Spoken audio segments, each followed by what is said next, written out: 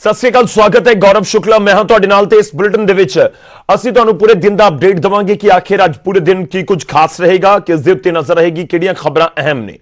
पर शुरुआत करन जा रहे हैं। सब तो पहला नजर कोरोना अपडेट दे उत्ते। पंजाब दे विच अंकड़े जो वध रहे ने ਉਹ ਇੱਕ ਪਾਸੇ ਡਰਾਉਣ ਵਾਲੇ ਨੇ ਤਾਂ ਦੂਜੇ ਪਾਸੇ ਜਾਗਰੂਕ ਕਰਨ ਵਾਲੇ ਵੀ ਨੇ ਕਿ ਸਾਨੂੰ ਸੁਚੇਤ ਹੋਣ ਦੀ ਜ਼ਰੂਰਤ ਹੈ ਕਿ ਅਸੀਂ ਆਪਣੇ ਘਰ ਤੋਂ ਬਾਹਰ ਨਿਕਲ ਰਹੇ ਹਾਂ ਤਾਂ ਇਸ ਚੀਜ਼ ਦਾ ਜ਼ਰੂਰ ਧਿਆਨ ਰੱਖੀਏ ਕਿ ਇਹਤਿਆਤ ਸਾਨੂੰ ਹੁਣ ਪਹਿਲਾਂ ਦੇ ਨਾਲੋਂ ਜ਼ਿਆਦਾ ਵਰਤਣਾ ਹੋਵੇਗਾ। ਗਿਣਤੀ ਦੇਖੋ 8200 ਦੇ ਨੇੜੇ ਹੁਣ ਪਹੁੰਚ ਚੁੱਕੀ ਹੈ ਪੰਜਾਬ ਦੇ ਵਿੱਚ ਵੀ। ਦੇਸ਼ ਦੇ ਵਿੱਚ ਤਾਂ ਅੱਜ 9 ਲੱਖ ਦੇ ਨੇੜੇ ਗਿਣਤੀ ਪਹੁੰਚ ਚੁੱਕੀ ਹੈ। ਪੰਜਾਬ ਦੇ ਵਿੱਚ ਕੋਰੋਨਾ ਦਾ ਕਹਿਰ ਜਾਰੀ ਹੈ। ਸੂਬੇ 'ਚ 8200 ਦੇ ਕਰੀਬ ਅੰਕੜਾ ਪਹੁੰਚਿਆ ਹੈ। 6 ਹੋਰ ਲੋਕਾਂ ਦੀ ਕੋਰੋਨਾ ਦੇ ਨਾਲ ਪੰਜਾਬ ਦੇ ਵਿੱਚ ਸੋਮਵਾਰ ਦੇ ਦਿਨ ਮੌਤ ਹੋ ਗਈ। ਜਲੰਧਰ ਦੇ ਵਿੱਚ 3 ਲੋਕਾਂ ਨੇ ਆਪਣੀ ਜਾਨ ਗਵਾਈ। ਅੰਮ੍ਰਿਤਸਰ ਦੇ ਵਿੱਚ 2 ਲੋਕਾਂ ਦੀ ਮੌਤ ਹੋਈ। ਮਲੇਰਕੋਟਲਾ ਪੰਜਾਬ ਦਾ ਸਭ ਤੋਂ ਵੱਡਾ ਹੌਟਸਪੌਟ ਸ਼ਹਿਰ ਬਣਿਆ ਹੋਇਆ ਹੈ, ਉੱਥੇ ਇੱਕ ਸ਼ਖਸ ਦੀ ਹੋਰ ਮੌਤ ਹੋ ਗਈ। ਉਦੋਂ ਸੂਬੇ 'ਚ ਕੁੱਲ ਮੌਤਾਂ ਦਾ ਅੰਕੜਾ 205 ਤੱਕ ਪਹੁੰਚ ਚੁੱਕਾ ਹੈ। 5586 ਕੋਰੋਨਾ ਦੇ ਮਰੀਜ਼ ਹੁਣ ਤੱਕ ਠੀਕ ਵੀ ਹੋਏ ਨੇ, ਜੋ ਲਾਜ਼ਮੀ ਤੌਰ ਤੇ ਰਾਹਤ ਵਾਲੀ ਗੱਲ ਵੀ।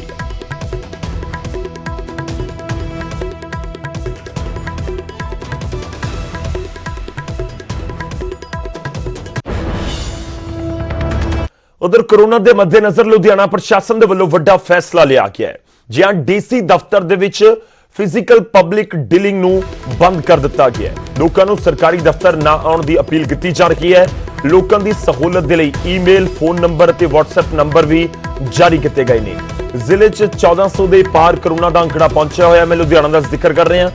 मरीजों का अंकड़ा लुधियाना दे विच 5 नवीं कंटेनमेंट जोन भी बना दिए गए हैं।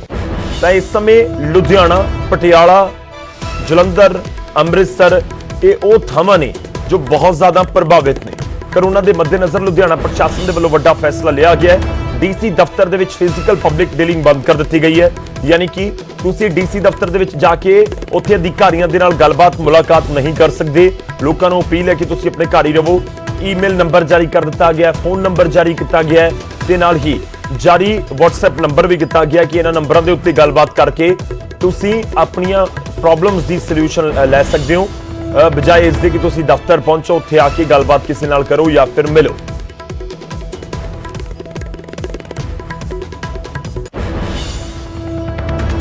उधर पंजाब सरकार दे वल्लों भी सख्ती की जा रही है। कोरोना के वाधे कहर नूं देखदे पंजाब सरकार ने सूबे दे विच जनतक इकट्ठ दे उत्ते पूरी तरह पाबंदी लगा दी है। हुण सूबे दे विच किते भी 5 तो ज्यादा लोग इकट्ठे नहीं हो सकते। नियम तोड़न वालियां दे खिलाफ FIR दर्ज की जाएगी। पंजाब च कोरोना मारू रफ्तार फड़ चुका है। सरकार ते प्रशासन दीयां हदायतां दे बावजूद लोग कानून ते कोरोना तो बेखौफ ने। लिहाजा रोजाना कोरोना पीड़ितां दी गिणती दे विच रिकॉर्ड वाधा हो रहा है, जिस दे मद्देनजर कैप्टन सरकार दे वल्लों पंजाब दे विच होर सख्ती की गई है। सरकार दीयां ताज़ा गाइडलाइन के मुताबिक हुण विआह समागम दे विच महज 30 लोग हिस्सा ले सकणगे, जबकि पहलां 50 लोकां नूं विआह दे विच शमूलियत करन दी मंजूरी सी। नवीं जारी होईयां गाइडलाइन दे विच साफ तौर ते कहा गया कि विआह समागम दे विच दोवें धिरां दे वल्लों 30 लोग ही हिस्सा ले सकणगे। इन्ना ही नहीं, सरकार दे वल्लों चेतावनी दी गई है कि नियमां दी उलंघना करन वालियां दे खिलाफ FIR होवेगी, जबकि होटल ते मैरिज पैलेसां दे विच उलंघना पाई जाण उत्ते उन्हां दा लाइसेंस ही रद्द कर दित्ता जावेगा। इस तों इलावा किसी भी तरह के इकट्ठ या धरने प्रदर्शनां ते भी पूर्ण तौर उत्ते रोक लगा दी गई है। जेकर कोई इन्हां नियमां दी उलंघना करता है तो उसके खिलाफ FIR दर्ज की जाएगी। इस तों इलावा जेकर कोई मीटिंग करता है तो इस मीटिंग दे विच 5 तो ज्यादा लोग हिस्सा नहीं ले सकणगे। नवीं हदायतां दे मुताबिक दफ्तर ते जनतक थावां ते भी मास्क लगाउणा लाजमी होवेगा। हालांकि सोग समागमां दे विच 20 लोकां दे शामिल होण दी छूट बरकरार रहेगी। Bureau report, news 18 Punjab. तो हौले हौले सख्ती नूं वधाया जा रहा है, पर दूजे पासे सख्ती के संकेत साफ तौर पर दिते गए हैं कि जेकर मामले वधदे ने, हुण करीब 8200 हो चुके हैं, जेकर होर वधे तां दिक्कत आ सकती है। हुण चंडीगढ़ का भी रुख कर लेने। चंडीगढ़ दे विच भी मामले तां सामने आ रहे हैं ते इस विचाले प्रशासन दे वल्लों सख्ती भी वरती जा रही है। चंडीगढ़ दे विच भी जनतक इकट्ठ दे उत्ते पाबंदी लगा दी गई है। धार्मिक ते सोशल एक्टिविटी दे उत्ते पाबंदी लगी है। सिर्फ विआह अते अंतिम संस्कार की इजाजत होगी, यानी कि जिहड़े विआह दे समागम ने या कोई दुख की घड़ी है, किस दा अंतिम संस्कार है, तो उही परिवार नूं इजाजत होएगी। ਸਿਆਸੀ ਪਾਰਟੀਆਂ ਨੂੰ ਵੀ ਪ੍ਰੈਸ ਕਾਨਫਰੰਸ ਸੰਬੰਧੀ ਵੱਡਾ ਫੈਸਲਾ ਲਿਆ ਗਿਆ ਹੈ। ਪ੍ਰੈਸ ਕਾਨਫਰੰਸ ਦੇ ਲਈ ਪਹਿਲਾਂ ਡੀਸੀ ਤੋਂ ਮਨਜ਼ੂਰੀ ਲੈਣੀ ਹੋਵੇਗੀ। ਤਾਂ ਚੰਡੀਗੜ੍ਹ ਦੇ ਵਿੱਚ ਵੀ ਸਖਤੀ ਸਾਫ਼ ਤੌਰ ਤੇ ਹੈ। ਦੇਖੋ ਇੱਕ ਇੱਕ ਕਰਕੇ ਸੰਕੇਤ ਨੇ ਪ੍ਰਸ਼ਾਸਨ ਦੇ ਵੱਲੋਂ, ਚਾਹੇ ਉਹ ਪੰਜਾਬ ਦੀ ਸਰਕਾਰ ਹੋਵੇ ਜਾਂ ਫਿਰ ਚੰਡੀਗੜ੍ਹ ਦਾ ਪ੍ਰਸ਼ਾਸਨ, ਉਹਨਾਂ ਦੇ ਵੱਲੋਂ ਇਹੀ ਸੰਕੇਤ ਹੈ ਕਿ ਜਿਵੇਂ ਮਾਮਲੇ ਵੱਧ ਰਹੇ ਨੇ, ਇਹ ਜ਼ਰੂਰੀ ਹੋ ਚੱਲਿਆ ਕਿ ਸਖਤੀ ਕੀਤੀ ਜਾਵੇ ਤੇ ਘੱਟੋ ਘੱਟ ਲੋਕਾਂ ਨੂੰ ਇਸ ਚੀਜ਼ ਦਾ ਅਹਿਸਾਸ ਜ਼ਰੂਰ ਹੋਵੇ ਕਿ ਇਸ ਸਮੇਂ ਜ਼ਿਆਦਾ ਇਹਤਿਆਤ ਰੱਖਣ ਦੀ ਜ਼ਰੂਰਤ ਹੈ।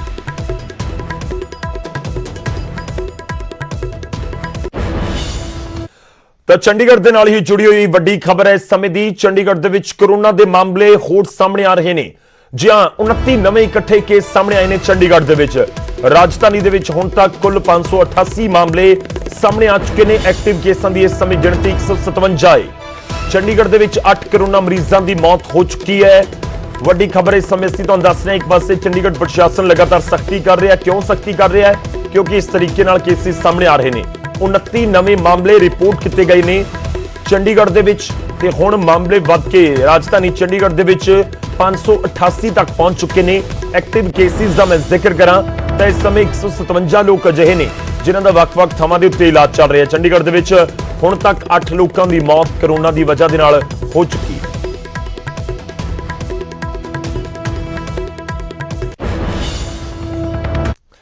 ਅੱਗੇ ਵਧਦੇ ਹਾਂ ਤੇ ਖਬਰ ਮੋਹਾਲੀ ਤੋਂ ਲਵਾਂਗੇ। ਲਗਾਤਾਰ ਵੱਡੇ ਅਫਸਰ ਵੀ ਕੋਰੋਨਾ ਦੀ ਲਪੇਟ ਦੇ ਵਿੱਚ ਆ ਰਹੇ ਨੇ। ਮੋਹਾਲੀ ਕੋਰਟ ਦੀ ਜੱਜ ਕੋਰੋਨਾ ਪੋਜ਼ਿਟਿਵ ਨਿਕਲੀ ਹੈ। ਜੀ ਹਾਂ, ਜੱਜ ਦੀਪਿਕਾ ਸਿੰਘ ਦੀ ਰਿਪੋਰਟ ਪੋਜ਼ਿਟਿਵ ਆਈ ਹੈ। ਮੋਹਾਲੀ ਦੇ ਫੋਰਟਿਸ ਹਸਪਤਾਲ ਦੇ ਵਿੱਚ ਉਹਨਾਂ ਨੂੰ ਭਰਤੀ ਕਰਵਾਇਆ ਗਿਆ ਹੈ। ਸੰਪਰਕ ਦੇ ਵਿੱਚ ਆਉਣ ਵਾਲਿਆਂ ਨੂੰ ਕੁਆਰੰਟਾਈਨ ਦੇ ਹੁਕਮ ਦਿੱਤੇ ਗਏ ਨੇ। ਲਗਾਤਾਰ ਵੱਡੇ ਅਫਸਰਾਂ ਤੱਕ ਵੀ ਕੋਰੋਨਾ ਆਪਣੀ ਮਾਰ ਕਰ ਰਿਹਾ ਹੈ। ਜੱਜ ਦੀਪਿਕਾ ਸਿੰਘ, ਮੋਹਾਲੀ ਕੋਰਟ ਦੀ ਜੱਜ ਦੀਪਿਕਾ ਸਿੰਘ, ਉਹਨਾਂ ਦੀ ਕੋਰੋਨਾ ਰਿਪੋਰਟ ਪੋਜ਼ਿਟਿਵ ਆ ਗਈ ਹੈ। ਤੁਹਾਨੂੰ ਦੱਸ ਦਈਏ ਇਸ ਤੋਂ ਪਹਿਲਾਂ 17 ਪੀਸੀਐਸ ਅਫਸਰ, 2 ਆਈਏਐਸ ਅਫਸਰ, ਬਠਿੰਡਾ ਦੇ ਸੈਸ਼ਨ ਕੋਰਟ ਦੇ ਜੱਜ ਵੀ ਕੋਰੋਨਾ ਰਿਪੋਰਟ ਉਹਨਾਂ ਦੀ ਪੋਜ਼ਿਟਿਵ ਆ ਚੁੱਕੀ ਹੈ। ਤੇ ਇਸ ਵਿਚਾਲੇ ਇਹ ਚਿੰਤਾ ਲਾਜ਼ਮੀ ਤੌਰ ਤੇ ਵੱਧ ਰਹੀ ਹੈ ਕਿਉਂਕਿ ਚਾਹੇ ਉਹ ਜੱਜ ਹੋਣ ਜਾਂ ਫਿਰ ਹੋਰ ਅਧਿਕਾਰੀ ਹੋਣ, ਇਹ ਲੋਕਾਂ ਦੇ ਨਾਲ ਸਿੱਧੇ ਕੰਟੈਕਟ ਦੇ ਵਿੱਚ ਆ ਰਹੇ ਨੇ ਤਾਂ ਕਿਤੇ ਨਾ ਕਿਤੇ ਦਿੱਕਤ ਇਸ ਕਰਕੇ ਵੀ ਵੱਧਦੀ ਹੋਈ ਨਜ਼ਰ ਆ ਰਹੀ ਹੈ। ਮੋਹਾਲੀ ਕੋਰਟ ਦੀ ਜੱਜ ਦੀ ਕੋਰੋਨਾ ਰਿਪੋਰਟ ਪੋਜ਼ਿਟਿਵ ਨਿਕਲੀ ਹੈ।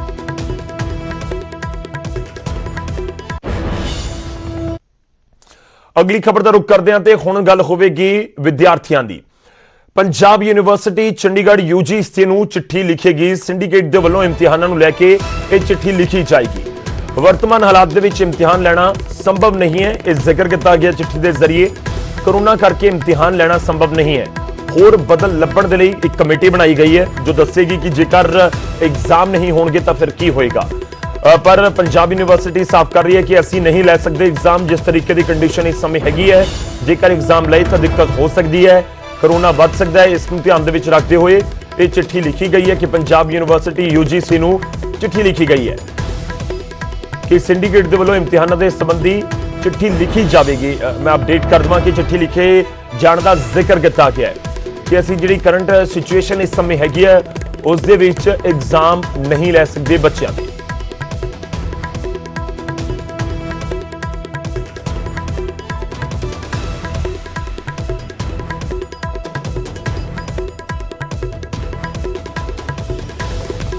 ਮੇਰੇ ਸਹਿਯੋਗੀ ਚੰਡੀਗੜ੍ਹ ਤੋਂ ਇਸ ਸਮੇਂ ਸਾਡੇ ਨਾਲ ਨੇ ਅਰਸ਼ਦੀਪ ਬਰਸ਼ੀ। ਉਹਨਾਂ ਦਾ ਰੁਖ ਕਰਦੇ ਹਾਂ। ਅਰਸ਼, ਕੀ ਕੁਝ ਤੁਹਾਡੇ ਕੋਲ ਜਾਣਕਾਰੀ ਹੈ? ਇਸ ਦਾ ਮਤਲਬ ਸਿੱਧਾ ਜਾਈ ਕੱਢਿਆ ਜਾਵੇ ਕਿ ਐਗਜ਼ਾਮ ਨਹੀਂ ਹੋਣਗੇ, ਕੋਈ ਹੋਰ ਆਪਸ਼ਨ ਦੀ ਭਾਲ ਕੀਤੀ ਜਾ ਰਹੀ ਹੈ? ਉਹ ਕੀ ਆਪਸ਼ਨ ਹੋ ਸਕਦੀ ਹੈ? ਇਸ ਬਾਰੇ ਕੋਈ ਜਾਣਕਾਰੀ ਤੁਹਾਡੇ ਕੋਲ? ਜੀ ਗੌਰਵ, ਇੱਕ ਕਮੇਟੀ ਬਣਾਈ ਗਈ ਹੈ ਤੇ ਉਹ ਕਮੇਟੀ ਦੀ 1-2 ਦਿਨਾਂ ਦੇ ਵਿੱਚ ਮੀਟਿੰਗ ਹੋਣੀ ਹੈ ਤੇ ਉਹਨਾਂ ਨੇ ਇਸ ਦੇ ਉੱਤੇ ਹੀ ਜਿਹੜਾ ਡਿਸਕਸ ਕਰਨਾ ਹੈਗਾ ਕਿ ਕੀ ਹੋਰ ਅਲਟਰਨੇਟਿਵ ਹੋ ਸਕਦਾ ਹੈ, ਕਿਸ ਤਰੀਕੇ ਨਾਲ ਉਹਨਾਂ ਦੀ ਅਸੈਸਮੈਂਟ ਜਾਂ ਇਵੈਲੂਏਸ਼ਨ ਕੀਤੀ ਜਾ ਸਕਦੀ ਹੈ, ਕਿ ਪੁਰਾਣੇ ਸਮੈਸਟਰਸ ਦੇ ਬੇਸਿਸ ਤੇ ਉਹਨਾਂ ਨੂੰ ਪ੍ਰਮੋਟ ਕੀਤਾ ਜਾ ਸਕਦਾ ਹੈ ਜਾਂ ਜਿਹੜੇ ਫਾਈਨਲ ਈਅਰ ਦੇ ਸਟੂਡੈਂਟਸ ਨੇ ਉਹਨਾਂ ਨੂੰ ਵੀ ਪੁਰਾਣੇ ਸਮੈਸਟਰ ਦੇ ਬੇਸਿਸ ਤੇ ਨੰਬਰ ਦਿੱਤੇ ਜਾ ਸਕਦੇ ਆ ਤੇ ਬਾਅਦ ਦੇ ਵਿੱਚ ਅਗਰ ਉਹ ਚਾਹੁਣ ਤਾਂ ਐਗਜ਼ਾਮਸ ਉਹਨਾਂ ਦੇ ਲਏ ਜਾ ਸਕਦੇ ਆ ਆਪਸ਼ਨਲੀ। ਇਹ ਸਾਰੀਆਂ ਜਿਹੜੀਆਂ ਗੱਲਾਂ ਹੋਣਗੀਆਂ ਉਸ ਦੇ ਉੱਤੇ ਡਿਸਕਸ਼ਨ ਹੋਏਗੀ ਤੇ ਫਿਰ ਕੋਈ ਫੈਸਲਾ ਹੋਏਗਾ। ਤੇ ਨਾਲ ਦੀ ਨਾਲ ਕਿ ਸਿੰਡੀਕੇਟ ਜਿਹੜੀ ਹੈਗੀ ਹੈ ਉਹ ਯੂਨੀਵਰਸਿਟੀ ਦੀ ਸੈਕੰਡ ਹਾਈਐਸਟ ਐਗਜ਼ੀਕਿਊਟਿਵ ਬਾਡੀ ਹੈਗੀ ਆ ਤੇ ਕੱਲ ਉਹਨਾਂ ਦੀ ਮੀਟਿੰਗ ਸੀਗੀ ਤੇ ਉਸ ਦੇ ਵਿੱਚ ਇਹ ਕਾਫੀ ਸਾਰੀ ਡਿਸਕਸ਼ਨ ਹੋਈ ਕਿ ਕੀ ਐਗਜ਼ਾਮਸ ਲੈਣ ਦੇ ਅਸੀਂ ਇਸ ਵਕਤ ਸਮਰਥ ਹੈਗੇ ਆ ਜਾਂ ਜਿਸ ਕਿਸਮ ਦੇ ਹਾਲਾਤ ਬਣੇ ਹੋਏ ਨੇ ਉਸ ਦੇ ਵਿੱਚ ਅਸੀਂ ਸਟੂਡੈਂਟਸ ਨੂੰ ਖਤਰੇ 'ਚ ਪਾ ਸਕਦੇ ਹਾਂ। ਤਾਂ ਉਹ ਸਾਰੀਆਂ ਗੱਲਾਂ ਹੋਈਆਂ ਤੇ ਉਸ ਦੇ ਵਿੱਚੋਂ ਇਹੀ ਨਿਕਲ ਕੇ ਆਇਆ ਕਿ ਫਿਲਹਾਲ ਜਿਹੜਾ ਐਗਜ਼ਾਮ ਕਰਾ ਪਾਉਣੇ ਸੰਭਵ ਨਹੀਂ ਹੋਣਗੇ ਤੇ ਇਸ ਕਰਕੇ ਦੋ ਫੈਸਲੇ ਸਿੰਡੀਕੇਟ ਦੇ ਵੱਲੋਂ ਫਿਲਹਾਲ ਲਏ ਗਏ ਨੇ। ਤੇ ਉਹਦੇ ਵਿੱਚ ਇੱਕ ਤਾਂ ਹੈਗਾ ਕਿ UGC ਨੂੰ ਚਿੱਠੀ ਲਿਖੀ ਜਾਏਗੀ ਕਿ ਅਜਿਹੇ ਹਾਲਾਤਾਂ ਦੇ ਵਿੱਚ ਐਗਜ਼ਾਮਸ ਕਰਾਉਣੇ ਸੰਭਵ ਨਹੀਂ ਹੈਗੇ, ਭਾਵੇਂ ਉਹ ਆਫਲਾਈਨ ਹੋਣ ਭਾਵੇਂ ਉਹ ਆਨਲਾਈਨ ਹੋਣ। ਤੇ ਦੂਸਰਾ ਕਮੇਟੀ ਬਣਾਈ ਗਈ ਹੈ ਤੇ ਉਹ ਕਮੇਟੀ ਫੈਸਲਾ ਲਏਗੀ ਕਿ ਕੀ ਕੀਤਾ ਜਾਣਾ। ਜੀ ਗੌਰਵ, ਸ਼ੁਕਰੀਆ ਜੀ, ਧੰਨਵਾਦ ਸਾਡੇ ਨਾਲ ਜੁੜਨ ਦੇ ਲਈ, ਇਸ ਪੂਰੀ ਗੱਲਬਾਤ ਦੇ ਲਈ। ਤਾਂ ਇੱਕ UGC ਦੇ ਵੱਲੋਂ UGC ਨੂੰ ਚਿੱਠੀ ਲਿਖੀ ਜਾ ਰਹੀ ਹੈ ਪੰਜਾਬ ਯੂਨੀਵਰਸਿਟੀ ਚੰਡੀਗੜ੍ਹ ਦੇ ਵੱਲੋਂ ਤੇ ਬਹੁਤ ਕਲੀਅਰ ਮੈਸੇਜ ਤਾਂ ਇਹ ਹੈ ਕਿ ਫਿਲਹਾਲ ਤਾਂ ਐਗਜ਼ਾਮ ਨਹੀਂ ਹੋਣਗੇ। ਯਾਨੀ ਕਿ ਜੇਕਰ ਤੁਸੀਂ ਇੰਤਜ਼ਾਰ ਕਰ ਰਹੇ ਹੋ ਇਸ ਸਮੇਂ ਕਿ ਅਸੀਂ ਐਗਜ਼ਾਮ ਕਦੋਂ ਦੇਵਾਂਗੇ, ਤਾਂ ਪੰਜਾਬ ਯੂਨੀਵਰਸਿਟੀ ਦਾ ਸਾਫ਼ ਕਰ ਰਹੀ ਹੈ ਕਿ ਫਿਲਹਾਲ ਐਗਜ਼ਾਮ ਨਹੀਂ, ਬਲਕਿ ਕੋਈ ਹੋਰ ਆਪਸ਼ਨ ਜ਼ਰੂਰ ਸੋਚੀ ਜਾ ਰਹੀ ਹੈ ਇੱਕ ਕਮੇਟੀ ਜੋ ਬਣਾਈ ਗਈ ਹੈ ਉਸ ਦੇ ਵੱਲੋਂ।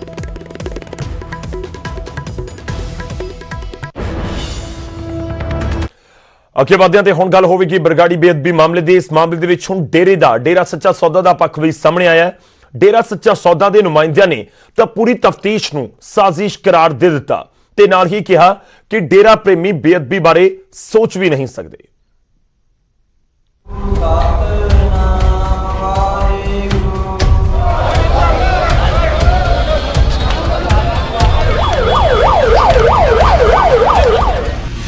ਬੇਅਦਬੀਆਂ ਦੇ ਇਲਜ਼ਾਮ 'ਚ ਡੇਰਾ ਮੁਖੀ ਤੇ ਕਾਨੂੰਨੀ ਸ਼ਿਕੰਜਾ ਜਿੰਨਾ ਮਜ਼ਬੂਤ ਹੋ ਰਿਹਾ ਹੈ, ਡੇਰੇ 'ਚ ਉਨੀ ਹੀ ਬੇਚੈਨੀ ਵਧਣ ਲੱਗੀ ਹੈ।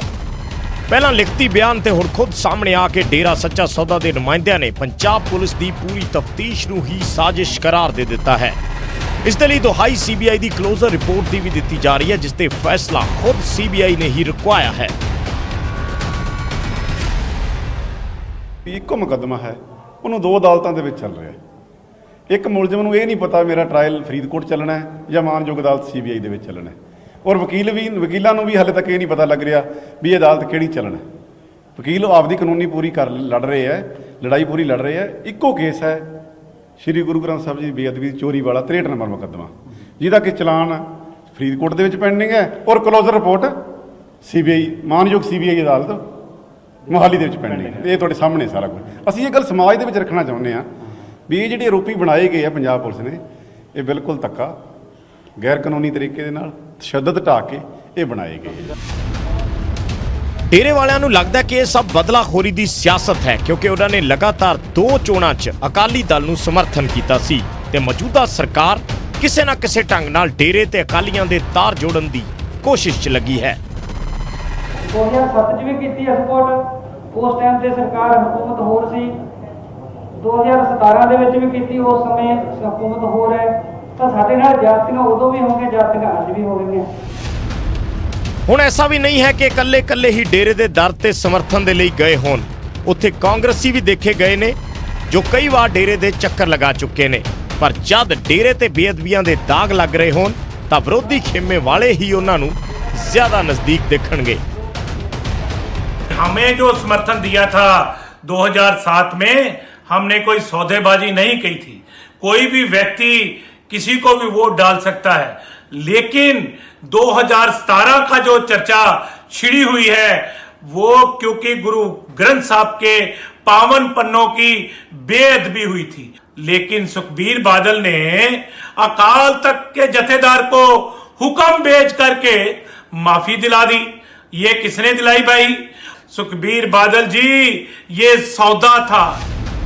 ਅਕਾਲੀਆਂ ਦੇ ਹੀ ਸਮੇਂ ਤੇ SIT ਬਣੀ ਸੀ ਜਿਸ ਨੇ ਡੇਰੇ ਤੇ ਉਂਗਲੀਆਂ ਚੱਕੀਆਂ ਤੇ ਅਕਾਲੀਆਂ ਦੇ ਹੀ ਦੌਰ 'ਚ ਜਾਂਚ CBI ਨੂੰ ਵੀ ਗਈ ਜਿਸ ਨੇ ਡੇਰੇ ਨੂੰ ਕਲੀਨ ਚਿੱਟ ਦਿੱਤੀ।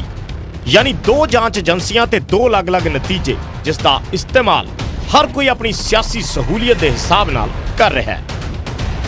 ਦੇਖੋ, ਇਹ ਕਿਤੇ ਨਾ ਇੱਕ ਕੁਮਰ ਵਿਜੇ ਪ੍ਰਤਾਪ ਸਿੰਘ ਵਾਲੀ ਜਿਹੜੀ SIT ਹੈ, ਇਹ ਉਹਦੀ ਜਾਂਚ ਨੂੰ ਓਵਰਲੈਪ ਕਰਨ ਲਈ ਜਾਂ ਬਾਦਲ ਪਰਿਵਾਰ ਨੂੰ ਜਿਨ੍ਹਾਂ ਵੱਲ ਸਿੱਧੀ ਉਂਗਲ ਜਾਂਦੀ ਹੈ ਉਹਨੂੰ ਕਿਤੇ ਨਾ ਕਿਤੇ ਬਚਾਉਣ ਲਈ ਇਹ ਖੱਟੜਾ ਸਾਹਿਬ ਵਾਲੀ SIT CBI ਦੁਆਰਾ ਐਪਲੀਕੇਸ਼ਨ। ਹੁਣ ਮੈਨੂੰ ਇਹ ਦੱਸੋ, ਰਣਬੀਰ ਖੱਟੜਾ ਜੀ ਦਾ ਬੇਟਾ ਜਿਹੜਾ ਹੈ ਉਹ ਪਟਿਆਲਾ 2 ਤੋਂ 2017 'ਚ ਆਪਣਾ ਅਕਾਲੀ ਦਲ ਦੀ ਟਿਕਟ ਤੇ ਲੜਿਆ ਸੀ, ਅੱਗੇ 22 'ਚ ਫੇਰ ਉਹ ਦਾਅਵੇਦਾਰ ਹੈ। ਮੈਨੂੰ ਦੱਸੋ, ਉਹ ਆਪਦੇ ਮੁੰਡੇ ਦੀ ਪਾਰਟੀ ਦੇ ਮਾਲਕਾਂ ਵਿਰੁੱਧ ਕੋਈ ਕਾਰਵਾਈ ਕਰ ਲੂਗਾ? 5 ਸਾਲ ਤੋਂ ਜ਼ਿਆਦਾ ਦਾ ਵਕਤ ਗੁਜ਼ਰ ਚੁੱਕਿਆ ਹੈ। ਦੋਸ਼ੀਆਂ ਨੂੰ ਸਜ਼ਾ ਦਿਲਵਾਉਣਾ ਤਾਂ ਦੂਰ, ਹੁਣ ਤੱਕ ਸੂਬੇ ਦੀ ਪੁਲਿਸ ਤੇ ਕੇਂਦਰ ਦੀ ਏਜੰਸੀ ਇਸ ਗੱਲ ਤੇ ਹੀ ਉਲਝੇ ਹੋਏ ਨੇ ਕਿ ਕੇਸ ਕਿਸ ਦੇ ਹੱਥਾਂ 'ਚ ਹੈ। ਨਤੀਜਾ ਇਹ ਕਿ ਦੋਨੋਂ ਹੀ ਇੱਕ ਦੂਜੇ ਦੀ ਜਾਂਚ ਨੂੰ ਕੱਟਣ 'ਚ ਲੱਗੇ ਨੇ, ਜਿਸ ਨਾਲ ਤਫਤੀਸ਼ ਵਾਰ-ਵਾਰ ਘੁੰਮ ਕੇ ਉੱਥੇ ਹੀ ਆ ਜਾਂਦੀ ਹੈ ਜਿੱਥੇ 5 ਸਾਲ ਪਹਿਲਾਂ ਖੜੀ ਸੀ। Bureau report, news 18 Punjab. ਤੇ ਡੇਰੇ ਦੇ ਵੱਲੋਂ ਆਪਣਾ ਪੱਖ ਰੱਖਿਆ ਗਿਆ। ਖੁੱਲ ਕੇ ਡੇਰਾ ਸ਼ਾਇਦ ਪਹਿਲੀ ਵਾਰ ਹੈ ਜਦੋਂ ਬੋਲਿਆ ਹੋਵੇ, ਪ੍ਰੈਸ ਕਾਨਫਰੰਸ ਤਾਂ ਕਰ ਦਿੱਤੀ ਗਈ ਹੋਵੇ, ਪਰ ਇਸ ਸਭ ਦੇ ਵਿਚਾਲੇ ਨਿਊਜ਼ 18 ਨੇ ਵੀ ਗੱਲਬਾਤ ਕਰਨ ਦੀ ਕੋਸ਼ਿਸ਼ ਕੀਤੀ ਡੇਰਾ ਸਮਰਥਕ ਦੇ ਨਾਲ। ਨਿਊਜ਼ 18 ਦੇ ਉੱਤੇ ਡੇਰਾ ਸਮਰਥਕ ਦੇ ਵੱਲੋਂ ਵੱਡਾ ਖੁਲਾਸਾ ਕੀਤਾ ਗਿਆ ਹੈ। ਜੀ ਹਾਂ, ਡੇਰਾ ਸਮਰਥਕ ਵੀਰਪਾਲ ਕੌਰ ਇੰਸਾ ਨੇ ਖੁਲਾਸਾ ਕੀਤਾ ਕਿ ਡੇਰਾ ਮੁਖੀ ਦੇ ਖਿਲਾਫ ਡੇਰੇ ਦੇ ਅੰਦਰ ਹੀ ਸਾਜ਼ਿਸ਼ ਘੜੀ ਗਈ। ਡੇਰੇ ਦੀ ਗੱਦੀ ਦੇ ਉੱਤੇ ਕਬਜ਼ੇ ਦੇ ਲਈ ਇਹ ਸਾਜ਼ਿਸ਼ਾਂ ਹੋਈਆਂ। ਦੋ ਧੜਿਆਂ ਦੀ ਲੜਾਈ ਨੂੰ ਡੇਰੇ ਦਾ ਨੁਕਸਾਨ ਕੀਤਾ ਤੇ ਦੋ ਧੜੇ ਉਹ ਕਿਹੜੇ ਸੀ, ਉਹ ਵੀ ਹੈਰਾਨ ਕਰਨ ਵਾਲਾ ਖੁਲਾਸਾ ਸੀ ਕਿ ਹਨੀਪ੍ਰੀਤ ਅਤੇ ਸਿਆਸੀ ਵਿੰਗ ਦੇ ਧੜੇ ਨੇ ਨੁਕਸਾਨ ਕੀਤਾ। ਦੋਵੇਂ ਧੜਿਆਂ ਦੀ ਆਪਸੀ ਖਹਿਬਾਜ਼ੀ ਜਾਂ ਗੁੱਟਬਾਜ਼ੀ ਸੀ, ਜਿਸ ਦਾ ਨੁਕਸਾਨ ਡੇਰੇ ਨੂੰ ਹੋਇਆ। ਹਨੀਪ੍ਰੀਤ ਵੀ ਗੱਦੀ ਦੇ ਉੱਤੇ ਕਬਜ਼ਾ ਕਰਨਾ ਚਾਹੁੰਦੀ ਸੀ। ਹਨੀਪ੍ਰੀਤ ਨੂੰ ਡੇਰੇ ਦੇ ਅੰਦਰ ਸਾਜ਼ਿਸ਼ ਦੇ ਤਹਿਤ ਫਿੱਟ ਕੀਤਾ ਗਿਆ ਸੀ ਤੇ ਡੇਰੇ ਦੇ ਅੰਦਰੋਂ ਕੋਈ ਸਮਰਥਕ ਬੋਲ ਰਿਹਾ ਹੋਵੇ, ਇਹ ਬਹੁਤ ਵੱਡਾ ਖੁਲਾਸਾ ਨਿਊਜ਼ 18 ਦੇ ਉੱਤੇ ਹੋਇਆ ਹੈ। ਡੇਰੇ ਦੀ ਗੱਦੀ ਦੇ ਉੱਤੇ ਕਬਜ਼ਾ ਕਰਨ ਦੀਆਂ ਸਾਜ਼ਿਸ਼ਾਂ ਹੋਈਆਂ ਤੇ ਉਸ ਦਾ ਖਾਮਿਆਜ਼ਾ ਡੇਰਾ ਮੁਖੀ ਨੂੰ ਭੁਗਤਣਾ ਪਿਆ। ਇਹ ਵੀਰਪਾਲ ਕੌਰ ਨਿਊਜ਼ 18 ਦੇ ਪ੍ਰੋਗਰਾਮ ਖਬਰਾਂ ਦਾ ਪ੍ਰਾਈਮ ਟਾਈਮ ਦੇ ਵਿੱਚ ਗੱਲਬਾਤ ਦੇ ਦੌਰਾਨ ਇਹ ਖੁਲਾਸਾ ਕਰਦੇ ਹੋਏ ਨਜ਼ਰ ਆਏ। ਉਹਨਾਂ ਨੇ ਕਿਹਾ ਕਿ ਇਹ ਹਨੀਪ੍ਰੀਤ ਤੇ ਦੂਜੇ ਪਾਸੇ ਪੋਲੀਟੀਕਲ ਵਿੰਗ, ਇਹ ਦੋਨੋਂ ਧੜੇ ਡੇਰੇ ਦੇ ਅੰਦਰ ਨੇ, ਜਿਨ੍ਹਾਂ ਦਾ ਨੁਕਸਾਨ ਡੇਰਾ ਮੁਖੀ ਨੂੰ ਹੋਇਆ ਤੇ ਡੇਰੇ ਨੂੰ ਵੀ ਹੋਇਆ। ਤੇ ਬਹੁਤ ਵੱਡਾ ਖੁਲਾਸਾ ਤੁਸੀਂ ਕਹਿ ਸਕਦੇ ਹੋ ਜਿਸ ਤਰੀਕੇ ਦੇ ਨਾਲ ਕੀਤਾ ਗਿਆ। ਹਨੀਪ੍ਰੀਤ ਤੇ ਸਿਆਸੀ ਵਿੰਗ ਦੇ ਧੜੇ ਨੇ ਨੁਕਸਾਨ ਕੀਤਾ। ਨਿਊਜ਼ 18 ਦੇ ਉੱਤੇ ਵੀਰਪਾਲ ਕੌਰ ਇੰਸਾ ਦੇ ਵੱਲੋਂ ਇਹ ਖੁਲਾਸਾ ਕੀਤਾ ਗਿਆ। ਦਰਅਸਲ ਜਿਸ ਤਰੀਕੇ ਨਾਲ ਬੇਅਦਬੀ ਦੇ ਮੁੱਦੇ ਤੇ ਆ ਕੇ ਪ੍ਰੈਸ ਕਾਨਫਰੰਸ ਕੀਤੀ ਗਈ ਡੇਰਾ ਦੇ ਸਮਰਥਕਾਂ ਦੇ ਵੱਲੋਂ, ਉਸ ਤੋਂ ਬਾਅਦ ਨਿਊਜ਼ 18 ਦੇ ਵੱਲੋਂ ਇੱਕ ਚਰਚਾ ਸੱਦੀ ਗਈ, ਜਿਸ ਦੇ ਵਿੱਚ ਅਸੀਂ ਨੁਮਾਇੰਦੇ ਡੇਰੇ ਦੇ ਵੀ ਸੱਦੇ। ਵੀਰਪਾਲ ਕੌਰ ਇੰਸਾ ਡੇਰੇ ਨੂੰ ਰਿਪਰੈਜ਼ੈਂਟ ਕਰ ਰਹੇ ਸਨ ਤੇ ਉਸ ਤੋਂ ਬਾਅਦ ਕਾਂਗਰਸ ਦੇ ਵਿਧਾਇਕ ਵੀ ਉਸ ਦੇ ਵਿੱਚ ਸੀ, ਉਸ ਚਰਚਾ ਦੇ ਵਿੱਚ ਸੀ। ਸੀਨੀਅਰ ਵਕੀਲ ਨਵਕਿਰਨ ਸਿੰਘ ਵੀ ਉੱਥੇ ਮੌਜੂਦ ਸਨ ਤੇ ਨਾਲ ਹੀ ਡੇਰੇ ਦੇ ਸਾਬਕਾ ਸਮਰਥਕ ਕਹੇ ਜਾਂਦੇ ਜਾਂ ਹੁਣ ਵਿਰੋਧੀ ਜੋ ਹੈਗੇ ਨੇ ਗੋਰਾ, ਉਹ ਵੀ ਉੱਥੇ ਮੌਜੂਦ ਸਨ। ਤਾਂ ਸਾਰੇ ਪੈਨਲ ਡਿਸਕਸ਼ਨ ਦੇ ਦੌਰਾਨ ਵੀਰਪਾਲ ਕੌਰ ਇੰਸਾ ਦੇ ਵੱਲੋਂ ਡੇਰੇ ਦੇ ਉੱਤੇ, ਡੇਰੇ ਦੇ ਸਮਰਥਕਾਂ ਦੇ ਉੱਤੇ ਹੀ ਜਿਹੜੇ ਅੰਦਰ ਧੜੇ ਬਣੇ ਹੋਏ ਨੇ ਉਹਨਾਂ ਦੇ ਉੱਤੇ ਸਵਾਲ ਚੁੱਕ ਦਿੱਤੇ ਗਏ ਤੇ ਉਹਨਾਂ ਨੇ ਕਿਹਾ ਕਿ ਹਨੀਪ੍ਰੀਤ ਤੇ ਦੂਜਾ ਸਿਆਸੀ ਵਿੰਗ, ਇਹਨਾਂ ਦੀ ਆਪਸੀ ਖਹਿਬਾਜ਼ੀ ਦਾ ਨੁਕਸਾਨ ਜਿਹੜਾ ਹੈਗਾ ਉਹ ਡੇਰੇ ਨੂੰ ਚੁੱਕਣਾ ਪਿਆ ਹੈ ਤੇ ਉਸ ਦਾ ਨਤੀਜਾ ਇਹ ਰਿਹਾ ਕਿ ਡੇਰੇ ਨੂੰ ਵੀ ਬਹੁਤ ਵੱਡੇ ਪੱਧਰ ਤੇ ਨੁਕਸਾਨ ਹੋਇਆ ਤੇ ਡੇਰਾ ਮੁਖੀ ਗੁਰਮੀਤ ਰਾਮ ਰਹੀਮ ਸਿੰਘ ਜਿਹੜੇ ਹੈਗੇ ਨੇ ਉਹ ਪਹੁੰਚ ਗਏ ਜੇਲ੍ਹ। ਇਸ ਪੂਰੇ ਜਿਹੜੇ ਮਾਮਲੇ ਉਹਨਾਂ ਦੇ ਖਿਲਾਫ, ਚਾਹੇ ਉਹ ਸਾਬੀ ਸਰੀਰਕ ਸ਼ੋਸ਼ਣ ਮਾਮਲਾ ਹੋਵੇ ਜਾਂ ਫਿਰ ਦੂਜੇ ਮਾਮਲੇ ਹੋਣ, ਉਹਨਾਂ ਨੂੰ ਲੈ ਕੇ ਵੀ ਕਿਹਾ ਜਾ ਰਿਹਾ ਕਿ ਇੱਕ ਤਾਂ ਹਨੀਪ੍ਰੀਤ ਵਾਲਾ ਧੜਾ ਹੈ, ਅਸੀਂ ਸਾਫ਼ ਕਹਿਣਾ ਚਾਹੁੰਦੇ ਹਾਂ, ਔਰ ਦੂਸਰਾ ਰਾਜਨੀਤਿਕ ਵਿੰਗ ਵਾਲਾ ਧੜਾ। ਦੋਨੇ ਹੀ ਗੁਰੂ ਜੀ ਨੂੰ ਖਤਮ ਕਰਕੇ ਦੋਨੇ ਹੀ ਗੱਦੀ ਤੇ ਬੈਠਣਾ ਚਾਹੁੰਦੇ ਆ। ਉਹ ਕਹਿੰਦਾ ਵੀ ਮੈਂ ਬੈਠਣਾ, ਉਹ ਕਹਿੰਦਾ ਮੈਂ। ਇਹ ਅੱਜ ਤੋਂ ਨਹੀਂ, ਸਾਡੇ ਗੁਰੂ ਜੀ ਜਦ ਹਜੇ ਗੱਦੀ ਤੇ ਆਏ ਨੂੰ ਉਦੋਂ ਪਹਿਲਾਂ ਦੇ ਚੱਲੀ ਜਾਂਦਾ ਇਹ। ਉਹ ਤਾਂ ਉਦੋਂ ਦਾ ਹੀ। ਅੱਜ ਤੁਸੀਂ ਸਾਡੇ MAG 1 ਫਿਲਮ ਦੇਖੋ, ਉਹਨਾਂ ਨੇ ਗੁਰੂ ਜੀ ਨੇ ਕਿਉਂ ਬਣਾਈ? ਲੋਕ ਕਹਿੰਦੇ ਫਿਲਮਾਂ ਬਣਾਈਆਂ, ਫਿਲਮਾਂ ਉਹਨਾਂ ਨੇ ਸ਼ੌਂਕ ਨੂੰ ਨਹੀਂ ਬਣਾਈਆਂ, ਕਿਉਂਕਿ ਉਹ ਸੰਤ ਮੱਤ ਦੇ ਵਿੱਚ ਸੀ। ਸੰਤ ਮੱਤ ਦੇ ਵਿੱਚ ਇੱਕ ਅਸੂਲ ਹੁੰਦਾ ਹੈ ਕਿ ਸੰਤ ਕਦੇ ਕਿਸੇ ਦਾ ਪਰਦਾ ਨਹੀਂ ਚੁੱਕਦੇ, ਪਰ ਜਿਵੇਂ ਉਹਨਾਂ ਤੇ ਬਾਰ-ਬਾਰ ਅਟੈਕ ਹੋ ਰਹੇ ਸੀ ਡੇਰੇ ਦੇ ਅੰਦਰੋਂ ਹੀ, ਡੇਰੇ ਦੇ ਅੰਦਰ ਹੀ ਉਹਨਾਂ ਤੇ ਬਾਰ-ਬਾਰ ਅਟੈਕ ਹੋ ਰਿਹਾ, ਇਹ ਸਾਰੀ ਚੀਜ਼ ਉਹਨਾਂ ਨੇ MAG 1 ਫਿਲਮ ਦੇ ਵਿੱਚ ਦਿਖਾਈ। ਇਸੇ ਕਰਕੇ ਹੀ ਕਿ ਗੁਰੂ ਜੀ ਦੀ ਰਿਐਲਿਟੀ ਪੰਜਾਬ ਦੇ ਲੋਕਾਂ ਨੂੰ ਨਾ ਪਤਾ ਲੱਗੇ, MAG ਦੀ 1 ਆ ਜਿਹੜੀ ਫਿਲਮ ਉਹ ਪੰਜਾਬ 'ਚ ਨਹੀਂ ਲੱਗਣ ਦਿੱਤੀ। ਤੇ ਪੂਰੀ ਚਰਚਾ, ਪੂਰੀ ਗੱਲਬਾਤ ਜਿਹੜੀ ਹੋਈ ਹੈ ਵੀਰਪਾਲ ਕੌਰ ਇੰਸਾ ਦੇ ਵੱਲੋਂ ਜਿਹੜੇ ਖੁਲਾਸੇ ਕੀਤੇ ਗਏ ਨੇ, ਸਵੇਰੇ 9 ਵਜੇ ਤੁਸੀਂ ਦੇਖ ਸਕੋਗੇ ਨਿਊਜ਼ 18 ਦੇ ਉੱਤੇ। ਅਸੀਂ ਰੁਕਨੇ ਇੱਕ ਛੋਟੇ ਜਿਹੇ ਬ੍ਰੇਕ ਦੇ ਲਈ।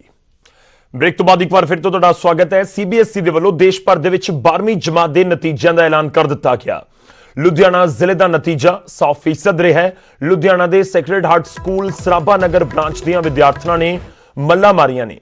ਸਕੂਲ ਦੀਆਂ 4 ਵਿਦਿਆਰਥਣਾਂ ਨੇ 98% ਤੋਂ ਵੱਧ ਨੰਬਰ ਲੈ ਕੇ ਸਕੂਲ ਦਾ ਨਾਮ ਰੌਸ਼ਨ ਕੀਤਾ ਹੈ। ਸਕੂਲ ਪ੍ਰਿੰਸੀਪਲ ਨੇ ਖੁਸ਼ੀ ਜ਼ਾਹਰ ਕਰਦਿਆਂ ਕਿਹਾ ਕਿ ਉਹਨਾਂ ਨੂੰ ਆਪਣੇ ਵਿਦਿਆਰਥੀਆਂ ਦੇ ਉੱਤੇ ਮਾਣ ਹੈ। ਬੱਚਿਆਂ ਦੇ ਪਰਿਵਾਰਾਂ ਦੇ ਵਿੱਚ ਖੁਸ਼ੀ ਦੀ ਲਹਿਰ।